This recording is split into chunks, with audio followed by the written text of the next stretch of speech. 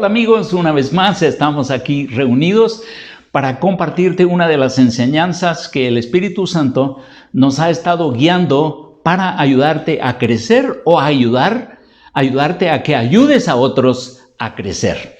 Hablamos de la reconciliación con Dios, cómo experimentamos la salvación, la vida eterna. Sin embargo, en mi caminar cristiano, una de las cosas que he experimentado son ataques de Satanás. La Biblia lo llama como dardos de fuego del maligno. Y esos dardos de fuego del maligno están hacia mi mente y hacia mi corazón. O sea, el diablo quiere que yo empiece a razonar la salvación o que yo empiece a tener sentimientos que me hagan dudar de mi salvación. Quiero contarte una historia de la Biblia que posiblemente te ayude. Los discípulos, el Señor Jesús los adelantó en una barca en el mar de Galilea y después Él iba a llegar donde ellos estaban. Él se apartó a orar y a medio de la noche Él camina en el agua y llega a sus discípulos. Cuando ellos lo ven a la distancia se asustan, o sea, esto no es natural, es sobrenatural que un hombre camine sobre las aguas. Recordemos que Jesús es hombre, es Dios hecho hombre, y ellos están viendo a un hombre caminar sobre las aguas. Esto es completamente sobrenatural. Y entonces, lo que primero sucede en ellos es que tienen temor. Será un fantasma. Imagínense en lo que puedan pensar. ¿Qué pensaríamos nosotros si a medianoche estuviéramos en el océano, en el mar, en un lago muy grande como el de Genesaret o el mar de Galilea y de repente miramos a alguien caminando hacia nosotros? Bueno, la reacción de los discípulos, como se menciona ahí, fue temor. Una vez que él se venía acercando a la barca, les dijo: no tengan miedo, soy yo. Y entonces ellos pues se tranquilizaron cuando se dieron cuenta que era Jesús. Ahora, yo creo que es importante que veamos que Jesús hizo muchos milagros para que sus discípulos creyeran que Él realmente era Dios. Entonces, Él les daba fe, pero sus obras testificaban de que Él era Dios. Y esa es una de esas, además de muchos otros milagros que Él hizo. Lo lindo de todo esto es que en ese proceso de que Él les dice: no tengan miedo, soy yo, Pedro se emociona de tal manera al ver a Jesús caminar sobre las aguas y Jesús le dice: si eres tú, manda que yo vaya a ti. ¿Qué pasó aquí? Pedro había entendido algunos de los principios del caminar cristiano. La fe viene por el oír. Para hacer algo sobrenatural necesitamos fe. Y entonces Pedro dice: si Jesús, que es Dios, me dice que vaya, entonces yo podré caminar sobre las aguas. Y Jesús le dice: ven. Muy valiente Pedro sale del agua y empieza a caminar hacia donde está Jesús. No habla de distancias, que tanto caminó, que tan cerca estaban, pero debe de haber caminado lo suficiente para llegar a donde estaba Jesús. O sea, no importa la distancia que haya sido, él estaba a una distancia. Pedro pidió caminar hacia donde estaba Jesús. Jesús dio la palabra, Pedro tuvo fe, puso a accionar esa fe creyendo. Creer, cuando la palabra dice creer, es cuando nosotros accionamos la fe y actuamos porque creemos. Nosotros escogemos creer y actuar en base a lo que el Señor dice. Y entonces él empieza a caminar donde está Jesús, pero empieza a suceder algo. Pedro empieza a razonar: esto no es natural. Yo no puedo caminar sobre el agua. Él era un pescador. ¿Cuántas veces no haber pensado caminar sobre el agua? Y sabía que no podía. O sea, su cuerpo, al querer pararse sobre el agua, se hundía. Esto era lo natural, lo lógico. Pero él empieza a razonar.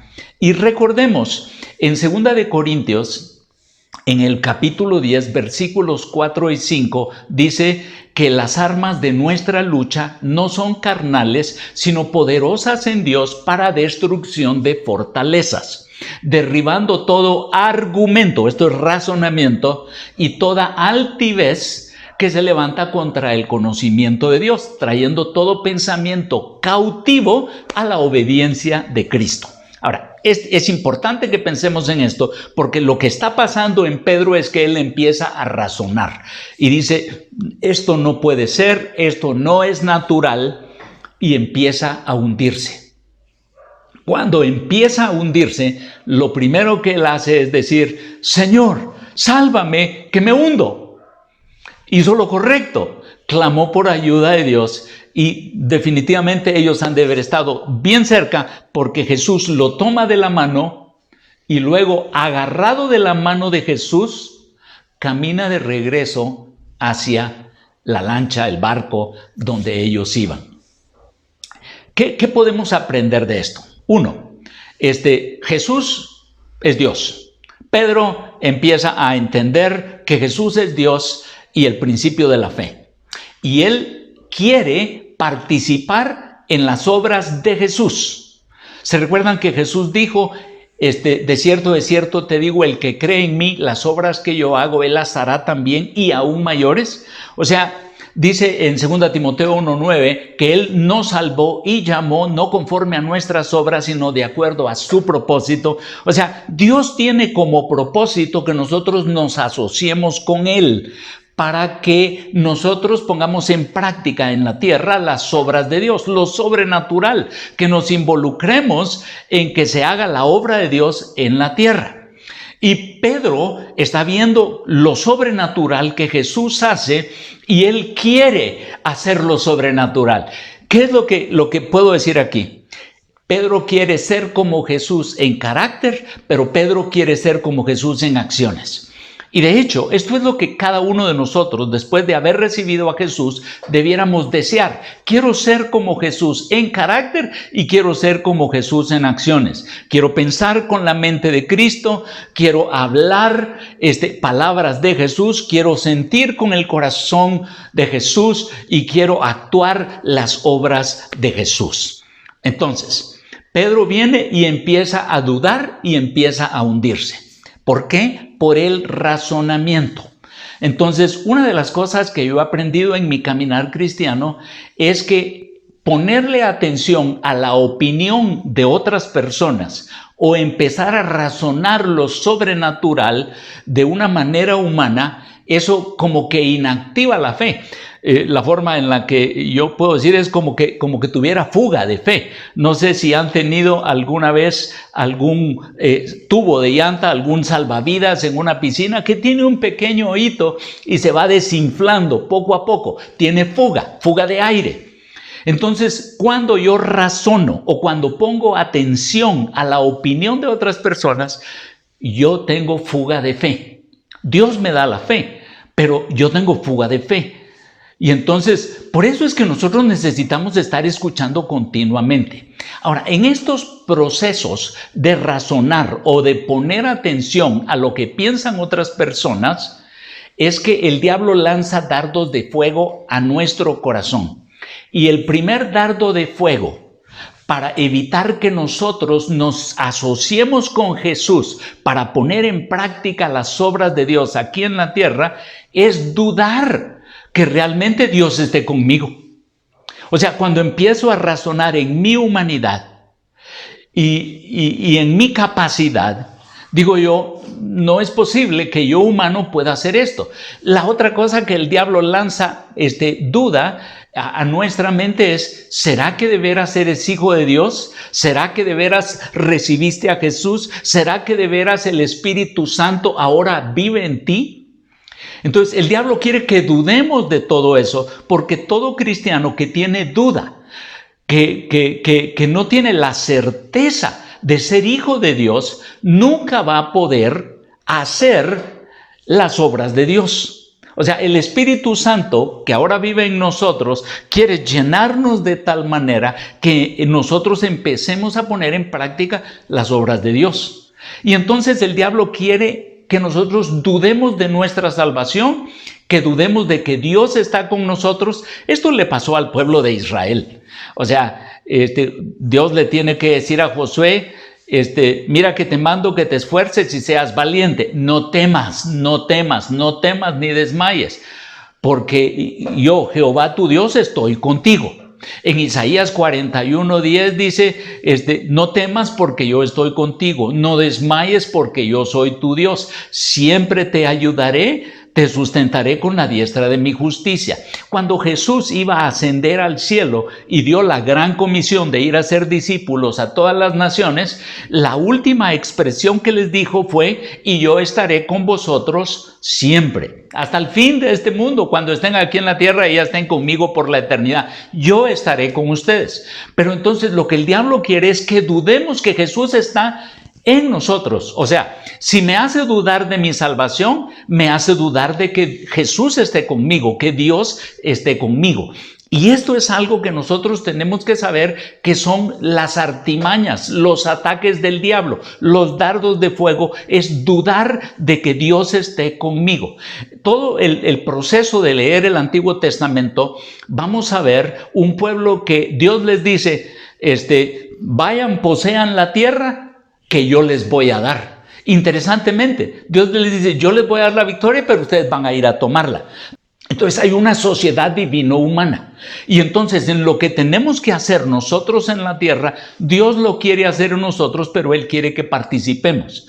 Pero el enemigo estará lanzando dardos de fuego a nuestra mente y a nuestro corazón para que dudemos que nosotros hemos sido salvos. Ahora, ¿cómo dudamos nosotros de nuestra salvación? Bueno, nosotros trabajamos mensualmente en una empresa, en un trabajo, y al final del mes o de la semana, dependiendo cómo te paguen en tu compañía, te dan un pago por tu trabajo. Pero en tu lógica humana, lo que recibes es pago por lo que hiciste. Y entonces el razonamiento humano es que, ¿cómo puede ser que Dios me dé algo sin que yo pague por esto? O sea, yo pago con mi trabajo, a mí me pagan un salario, bueno, es un intercambio, trabajo por dinero. Y entonces el diablo quiere que nosotros pensemos que nuestra relación con Dios es de esa manera. Yo hago algo y Él se relaciona conmigo. Yo hago algo y Él me da su poder. Yo hago algo y Él me da lo que yo le pido. En Efesios capítulo 2 versículos 8 y 9 dice, porque por gracia sois salvos por medio de la fe, y esto no es de vosotros, es un regalo de Dios, no por obras para que ninguno se gloríe. Este pasaje es clarísimo y así podríamos buscar muchos más que hablan de la seguridad de la salvación por gracia. De hecho, Martín Lutero, cuando él reflexionó porque él estaba viviendo una vida tratando de cumplir con la ley, de cumplir con sacrificios, con compromisos para tratar de obtener el favor de Dios, y en eso él encuentra un pasaje, se le abren sus ojos, se ilumina su mente y dice, el justo por la fe vivirá. Y dice, no es por obras, es por la gracia de Jesús por medio de la fe, porque por gracia sois salvos por medio de la fe. Entonces, el diablo quiere que dudemos de esto, porque como humanamente, en nuestra humanidad, nosotros hacemos algo por tener una retribución, quiere que pensemos que el cielo es así, y entonces que cambiemos la relación por gracia a una relación por obras. Y como en nuestra humanidad no podemos ser perfectos nosotros por nosotros mismos, ni hacer todo lo bueno. Si nosotros pudiéramos hacer lo bueno, no hubiera habido necesidad de que Jesús muriera. Pero como nosotros no podíamos, por eso fue que Dios se hizo hombre y murió en la cruz, pagó por nuestros pecados, derramó su sangre, cumplió la ley y resucitó para aplicar sobre nosotros ese proceso del sacrificio de Jesús.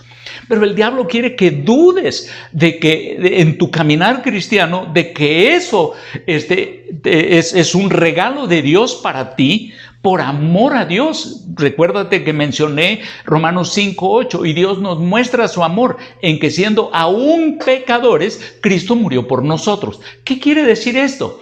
Que no tuve que hacer cosas buenas para que Dios me amara. Dios me amó siendo pecador. Dios me buscó siendo pecador. Él dice, no me elegiste vosotros a mí, no escogiste vosotros querer hacer algo bueno, porque no hay justo ni aun uno, no hay quien busque a Dios, no hay quien haga lo bueno. Por naturaleza humana, yo no hacía nada para acercarme a Dios. Él vino y se acercó a mí. Y esto es lo que dice, y Dios nos muestra su amor en que siendo aún pecadores. Entonces, Dios quiere que me acuerde que Él se acercó a mí cuando estaba muerto en mis delitos y pecados. O sea, Él murió antes de que yo creyera. Murió y cumplió las 4 cosas que te dije para que al creer yo pudiera tener vida. Entonces el diablo quiere desvalidar el sacrificio de Jesús, quitarle valor a lo que hizo Jesús, haciéndome creer que ahora todavía tengo que pagar. Jesús dijo cuando murió en la cruz, Él dijo, Padre, consumado es. Como quien dice, todo lo que estos hombres, los seres humanos te debían, yo ya lo pagué. Mi sangre los ha lavado. Yo ya cumplí la ley. Y ahora los que crean, el mismo espíritu que me va a resucitar, se los voy a dar para que les dé vida y seamos uno. Que ellas sean uno con nosotros y nosotros uno con ellos. Ahora, esto es lo que el diablo quiere que dudes. Porque si Dios no está contigo, entonces no podrías hacerlo. Moisés y Josué, ambos le dijeron al Señor, si tú no vas conmigo, no vamos. Si tú no vas con nosotros, no vamos. ¿Quién quiere hacer cosas sobrenaturales que derroten las leyes de la física, las leyes naturales? Si Dios no está con nosotros, no podríamos. Por eso es que Dios nos invita a una vida profética y sobrenatural. Ahora, para poder caminar en esa vida profética y sobrenatural, nosotros necesitamos oír a Dios. Y para poder oír a Dios, nosotros tenemos que, buscarlo. Dice, y me buscaréis y me hallaréis porque me buscaréis de todo vuestro corazón. ¿Verdad? Dice Jeremías 33:3, clama a mí y yo te responderé. Entonces hay 2 cosas que tenemos que tener conscientes que debemos de hacer como cristianos todo el tiempo para que el diablo no plante dudas, especialmente la de la seguridad de mi salvación. Ya Cristo hizo la obra completa. Entonces es orar. Y Jesús dijo una cosa cuando antes de ir a la cruz, Él estaba orando con sus discípulos. Y les dijo, los discípulos se quedaron dormidos, no pudieron orar. Y Él les dijo, estén alertas y oren para que no caigan en tentación. Y les dijo, no han podido orar conmigo ni siquiera 1 hora. Una de las cosas que el Espíritu Santo ha estado hablando a mi corazón es que lo mínimo que yo debiera de estar orando como creyente es 1 hora al día. Lo mínimo. O sea, si yo quiero protegerme de las tentaciones, y las tentaciones van aumentando, o sea que van a haber tentaciones que van a demandar más tiempo de oración, pero si yo no oro, yo no puedo ser fortalecido en el Señor y en el poder de su fuerza. La oración me ayuda a fortalecerme en el Señor y en el poder de su fuerza. A mayor oración, más fortalecido. Pero la oración también me hace sensible a oír la voz de Dios. La oración me hace sensible a sentir que Dios está conmigo. Experimento su presencia. Entonces, uno de los elementos aquí es orar, orar y orar. Lo segundo, de hecho, Jesús dijo, oren sin cesar. Ahora, hay otro pasaje de un juez injusto que dice, ¿cómo Dios no le va a dar lo que pidan sus hijos que claman a Él noche y día? Pero el otro elemento es la palabra. Yo no puedo decir que confío en Dios si no oro. No puedo decir que quiero oír a Dios si no leo la palabra. Muchas de las revelaciones que yo he tenido, yo puedo decir tal vez el 99% de las revelaciones que yo he tenido están en su palabra. Dios me habla y entiendo, me ilumina lo que dice su palabra y qué rico. Muchos de los versículos que se me han quedado son porque oí a Dios en su palabra. Y entonces yo quiero animarte a que tú inviertas tiempo en la oración y en la lectura de la palabra. Te doy gracias por este tiempo que has invertido en escucharme en este tiempo. Muchas gracias. Bendiciones.